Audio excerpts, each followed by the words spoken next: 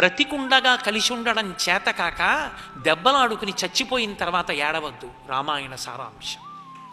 దాని వలన ఉపయోగం ఉండదు. ప్రవచనం చేసేటప్పుడు అలా బ్రతకద్దని చెప్పడానికి పనికొస్తుంది. బతికున్న నాళ్ళు ఒక్క పుష్పగుచ్ఛంలోని పువ్వుల్లా కలిసి ఉండండి అన్నదమ్ములు. అందుకే రాముడు అంటాడు యుద్ధకాండలో, ఒక చోట లక్ష్మణుడు పడిపోతే, దేశే దేశే కలత్రాణి దేశే దేశే చ బాంధవాహ తంతు దేశం నపశ్యామి ఎత్ర భ్రాత సహోదర అంటాడు. ఎక్కడికి వెళ్ళినా పిల్లనిస్తారు, ఎక్కడికి వెళ్ళినా బంధువులు స్నేహితులు దొరుకుతారు. తోడ పుట్టినవాడు, ఒక తల్లి తండ్రి కడుపున ఈ శరీరంతో పాటే కలిసి పుట్టిన వాళ్ళు ఇక రారు. వాళ్ళు ఈ జన్మకి వాళ్ళు ఒక్కళ్ళే. వాళ్ళే నా తమ్ముడు అని పరిచయం చేస్తే వాడే, మా అక్క అంటే అదే, మా చెల్లి అంటే అదే. నాతో కలిసి పుట్టిన వాళ్ళు వాళ్ళే.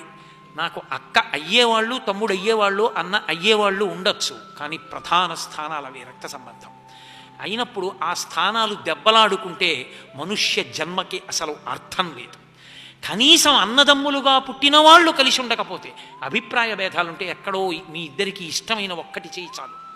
మీ అన్నయ్యకి పౌరాణికం సినిమా ఇష్టం, అన్నయ్యతో కలిసి సంతోషంగా గడపడానికి అన్నయ్యకి ఇష్టం లేనివి మానేసి అన్నయ్యతో కలిసి మాయాబజార్ సినిమాకి వెళ్ళొచ్చు చాలు. అన్నయ్యతో కలిసి అన్నదమ్ములుగా పుట్టినందుకు దెబ్బలాడుకోకుండా ఉండడానికి కావలసినంత సంస్కార బలం లేకపోతే, అన్నయ్య మాటంటే పడలేకపోతే, కనీసం